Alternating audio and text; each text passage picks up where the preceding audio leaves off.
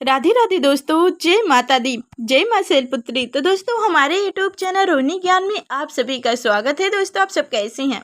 आशा करती हूँ कि आप सब अच्छे होंगे, स्वस्थ होंगे, मस्त होंगे। तो चलिए दोस्तों, आज हम लोग सुनेंगे नवरात्रि का पहला दिन माँ शैलपुत्री की कथा।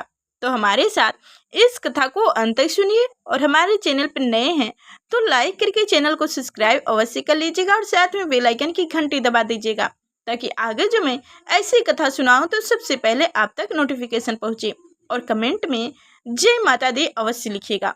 नवरात्रि के 9 दिन जगत जननी माँ दुर्गे के 9 रूपों की पूजा होती है। माँ के 9 रूप और उनका नाम अलग ही अर्थ और अलग लोगों को नई सीख देने वाली है। नवरात्रि का पहला दिन माँ शैलपुत्री को समर्पित है, जो हिमालय राज की पुत्री हैं। इसी के चलते उनके नाम का अर्थ भी कुछ ऐसा है। शैल माने पत्थर या पहाड़।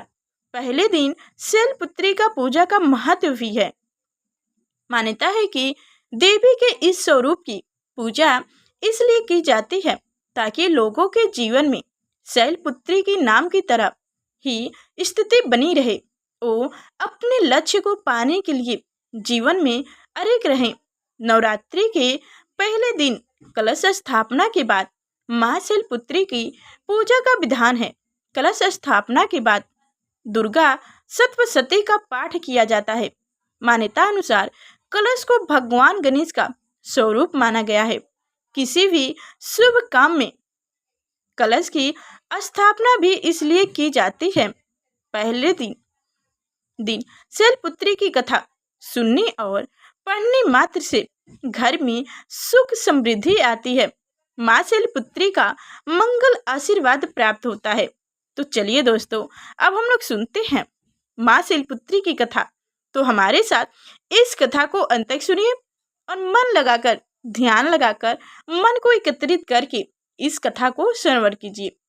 माँ शैलपुत्री का वाहन फिसव यानी बैल है। ऐसा कथा प्रचलित है कि एक बार प्रजापति दक्ष को, जो सती के पिता थे, उन्होंने यज्ञ के दौरान भगवान शिव और सती को छोड़कर सभी देवताओं को आमंत्रित किया, लेकिन सती बिना बुलाए ही यज्ञ में जाने को तैयार हो गई। अब भगवान शिव ने उन्हें समझाया कि ऐसे बिना बुलाए जाना उचित नहीं है। उनके बावजूद सती नहीं मानी और ऐसे में सती की जिद के आगे भगवान शिव ने उन्हें जाने की अनुमति प्रदान कर दी। अब सती बिना बुलाए पिता के यहाँ यज्ञ में प्रतिभाग करने पहुंच गई। वहां उन्होंने उनके साथ बुरा व्यवहार किया गया। मायके में सती की माँ के अलावा सभी ने उनसे गलत तरीके से बात की। क्या भाई और क्या बहन, सभी ने सती और उनके पिता भगवान को, जो भगवान शिव, खूब उपहास किए।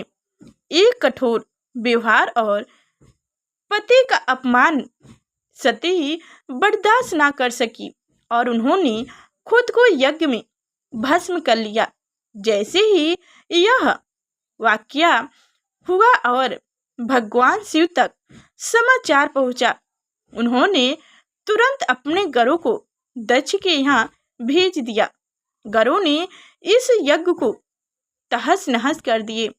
अगले जन्म सती ने हिमालय की पुत्री के रूप में जन्म लिया।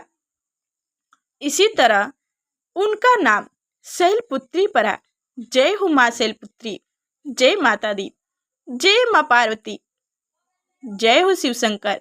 तो दोस्तों, माँ शैलपुत्री को सफेद रंग बेहद प्रिय है, इसलिए पूजा के दौरान उन्हें सफेद रंग की चीजें, बर्फी आदि का भोग लगाया जाता है। पूजा में सफेद रंग के पुष्प भी अर्पित किए जाते हैं। माता के भक्तों को पहले दिन की पूजा में सफेद वस्त्र धारण करना चाहिए, ऐसे लाभकारी बताए गए हैं। तो दोस्तों, हम नेक्स्ट वीडियो में श्री दुर्गा सप्तशती संपूर्ण कथा लेकर आने वाली हूँ, जो पहले दिन से 9 दिन के एक एक करके पाठ होता है।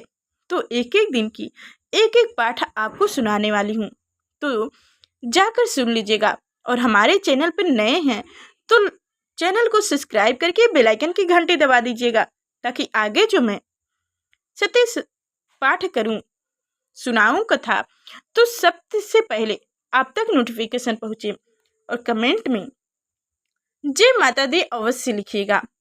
तो नमस्कार दोस्तों, फिर मिलते हैं नेक्स्ट वीडियो में।